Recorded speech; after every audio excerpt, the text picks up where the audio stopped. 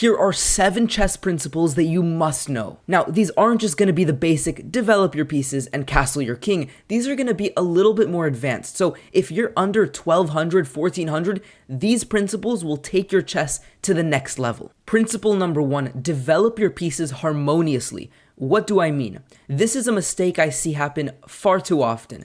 As white in a position like this, a player will play the move d3. Now, on one hand, this makes sense. You look at the bishop on c1 and you want to devote your resource to develop that bishop into the game. The issue, though, is by playing the move d3, you are completely neglecting the bishop on f1, and now it will be tied down to a very passive square for the foreseeable future. And so far better is to first take your bishop on f1 out to a active square like b5 or c4, and on the next turn play d3 and get your other bishop out. The point is, you want to develop in a way that allows all of your pieces to have a level of purpose and activity. I'll show you another example of this, which is a little bit more advanced, and I think will be very useful for some of you who may be higher rated. In the Caro-Kann, and this is what I recommend in my Caro-Kann masterclass, often you reach a position like this with the black side. And here, you look at your kingside pieces, you need to develop them. A mistake, at least strategically in my opinion, is the move bishop e7. Because although you're developing the bishop to basically the only square that it can go, the issue is now the knight doesn't have a path into the game. Additionally, the bishop here, it's stuck. It can't really ever come to g5 or h4, and so it's a little bit passive, and it's not clear that it's ever going to move, at least not very soon. Therefore, you play the move knight e7. What's the difference? Here's the point. Let's say they develop, the knight has an immediate future. It can come to f5 or g6, and therefore, you can then develop your bishop, and by playing this move order, both of these pieces get out. When you first start with bishop e7, the knight on g8 doesn't have this e7 square to really propel it into the game. So ultimately, make sure you take care of the needs of all of your pieces, not just one of your pieces. Now let's move on to the next principle, which is always check out what your opponent's ideas are. Always take notice of what their pieces are really doing. Now, I want to clarify something, because I think people sometimes take this to the extreme, and on every move, like bishop c5, they're going to be overanalyzing every single thing this bishop is doing here. It's controlling d4, it's controlling a3, maybe they want to tuck the bishop onto b8. No. This is not what I mean. What I mean is a very simple check. Okay, bishop on c5, what is it hitting, especially next to my space? Okay, it's hitting on f2. Let me just keep that in mind. Therefore, when the knight comes to f6, okay, it's just developing, but then if it comes to g5, I connect the dots. Oh, the knight is also hitting f2. So you make very small but significant observations when it comes to your opponent's moves, and that will allow you to not be victim to very simple traps like the knight coming to g4 and frankly just taking this pawn, which you could actually lose if you're not careful. So make sure you're always taking a look at your opponent's moves, even towards the middle game and end game. Principle number 3, and this is again something I see all the time, do not make unnecessary pawn moves. So let me demonstrate this by looking at d4 and then c4, the queen's gambit declined. Now, in these positions, you can see that white is doing really well. They're developing all their pieces, and the move e3 is necessary. You want to take out the bishop. Similarly, the move b6 is somewhat necessary. You want to take out your bishop. When a pawn move has a direct purpose in mind, then it's good, and you can play it. However, what I see happen is that at some point, white ends up castling, and in this position, white doesn't really know what to do. They've developed all of their pieces, their king is safe, so they just sort of start to move their pawns, right? Maybe g3, maybe h3. There's no purpose to their moves, but even worse, when you move a pawn, you create permanent weaknesses. So it's not only that you're making moves that are essentially wasting time, but you're also potentially harming your position in a way which is permanent. Instead of this, in a position like this, let's suppose that you play a move like knight b5. This is not a good move, okay? But again, it's a move that you play because you don't really know what to do. Fine. At the very worst, they're going to go a6 and your knight is going to have to retreat. And again, you lost some time, but you didn't make any huge weaknesses for your position in a permanent standpoint. Your pawn structure is still the same. And so Usually you want to come up with some level of a plan, but even if you don't have one, do not move your pawns unless there is a direct purpose to do so, because that will come back to bite you. Principle number 4, attack slowly. This is also super important. Far too often I see players get really excited because, okay, the king castled short, I have a knight, let's just jump in, queen h5 mate, like let's just go for it. The issue though is if your opponent has half a brain cell, they're going to go h6. They're not going to let you checkmate them in 2 moves. They're going to kick away your piece and you're going to have to retreat and you've achieved absolutely nothing. What you need to do instead, if we go back, is you need to accumulate enough pieces on that side of the board, in this case on the king side, so that when you strike, that strike is so powerful, they don't have any defensive resources. Now, what could this look like? Well, there's many different ways to go about this. You can go queen e1 and swing the queen over. You can go knight e2 and swing the knight over. You could potentially go and move this knight and then swing this rook over. There are many small, very slow ways for you to get more pieces into the attack. So again, once you're actually ready to attack, that attack is very powerful. So let's look at this in action. Another thing though, when they create counterplay, don't just blindly go for your attack and give away pawns. No. Defend. This is another important measure when it comes to attacking successfully. You want to restrict your opponent's counterplay. So stop their ideas before they even start. And therefore, your attack again is going to be uncontested and extremely successful. And now we've accumulated some pieces heading towards the king side. You can potentially continue to maneuver around more pieces, but I think it's safe to say that we have, via this maneuver of the knight and the maneuver of the queen, we have enough resources to now successfully go for the attack. f5, we launch open the position, the knight now attacks, and again, we don't mate here, we don't go knight h6 or something crazy. Funnily enough, this actually wins as well, but you slowly continue to accumulate pieces. Queen to g3, now there's this idea, there's bishop h6, there's knight h6.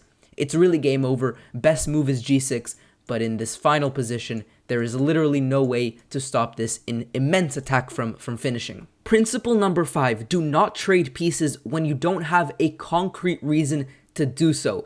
A lot of times when tension builds up, and this is not a very, tension-y position. There's not that many pieces on the board yet. But even in this sort of position, players, when they don't really know what to do, they see that they can trade a piece that's worth 3 points for a piece that's worth 3 points. Okay, let's just do this to clarify the position a little bit more, make the position a little bit easier to navigate. The issue, though, is when you blindly trade without a concrete purpose. And by the way, I should note, there's no real purpose here because you can't even take the free pawn because queen to e7 will be very difficult to defend from. So you didn't even win a pawn by trading, and in exchange, you've given them the 2 bishops, which is a sizable advantage. You've given them an avenue for the bishop to develop. You've given them a nice pawn mass in the center so they can expand.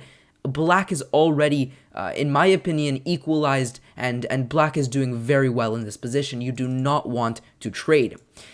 Now, I do want to clarify that there are cases where you trade for a very concrete reason. This could be because you're winning a pawn. This could be because you gain an important square in the center of the board. This could be because you're removing a defender from your opponent's side and therefore your attack is going to be successful. This could be because you're defending and so you trade away the attackers of your opponent. There are many reasons to trade, but you don't want to blindly do so when you don't have a reason. And this is a great example right here.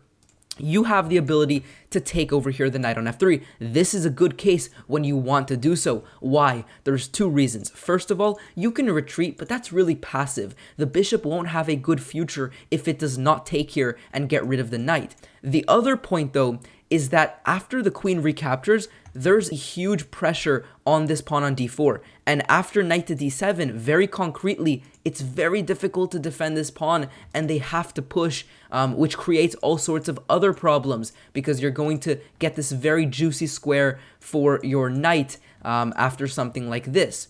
So if we go back for a second, they can also blunder. Knight to e2, blunders this beautiful and brilliant sacrificial idea, you win back the piece with interest. So there's a lot of tactical opportunities in this position that revolve around the weakness of this pawn that is a direct consequence of you deciding to get rid of the knight, which is a defender. So again, this is a good case to trade because you have concrete ideas and reasons to do so. So don't blindly trade. Always make sure you have a purpose when you want to do so. Now, principle number 6 is in an endgame, there is one thing you need to remember: king. Now, your king usually is tucked away very nicely in the opening and middle game because you want it to be safe from all of the attacks that your opponent can generate. But in an endgame, all of those attacks are more or less gone. They don't have the pieces or resources to attack a king in the center of the board. So you want your king in the center of the board because it needs to be the active piece that very often will decide the game. For example, look at this position. This is a completely symmetrical position. There is absolutely no advantage for white or black. And black will very easily be able to draw if they simply bring the king closer towards the center, and after something like this, white can basically shake hands and offer a draw because there's no way to make progress. But, and I know this is an extreme scenario, but let's say black remembers, oh, let's get space, this is a cool thing that you want to do sometimes. The issue is, if you just neglect bringing your king into the game and you say, oh, the king is safe in the corner, I'm going to make progress with my pawns, after all, I want to promote.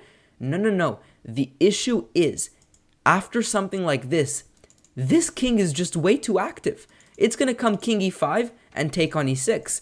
It's going to come king to c5 and b6 and take on a6. You've lost the game on the spot because of this decision not to bring the king into the game. Now, I want to show you another derivative of this sort of principle. In this sort of position, black doesn't have king activity, so you might think, oh no, black is probably losing, the king's just going to come in. But the other way that you can utilize this principle is that as black in this position, you realize if you just get your king in, that's too late. This king is going to march forward, eat these pawns, game over. What you want to do instead is to directly stop this king from having the way to get more active. You go e5. And it doesn't actually matter that your king is inactive because what you've done is you've put a gate here where you've basically put a max on the activity that this king can get. It can no longer progress forward into the position, and white doesn't have any more way to make progress whatsoever. So now you can then take time to bring your king in, and it's just going to be a draw because there's the exact same configuration on your side. And so you don't always need your king safety if you can very directly block their opponent's king, put a gate around the king, and restrict the king activity of your opponent. And ladies and gentlemen, the final principle, once again, regarding endgames, you need to always remember the main objective of an endgame, which is not really to checkmate the opponent, but basically to get a promoted pawn to a queen. Now, what this means is that strategically, a lot of times, players, when they transition from the middle game to an endgame, don't have the right mindset in their head. They basically think, okay, let me continue attacking their weaknesses and try to kind of get my king active, which is good, but unfortunately they use that active king wrong. Let me show you what I mean. They'll go king g1 here, they'll get their king active perfect, and now they'll realize, oh, there's some weaknesses over here. Let's go king f3, let's go take this pawn, let's make progress, let's go.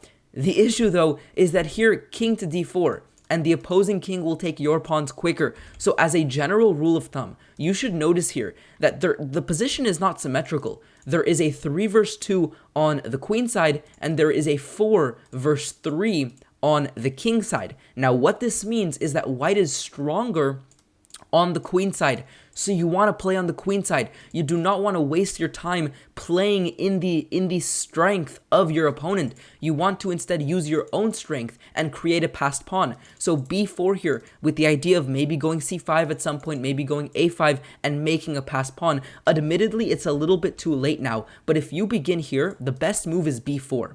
And the idea is simple. They can really mess up. If they go g6, c5, oops, c5, and it's over. And, you know, they can take, sure, but their king can no longer stop the pawn.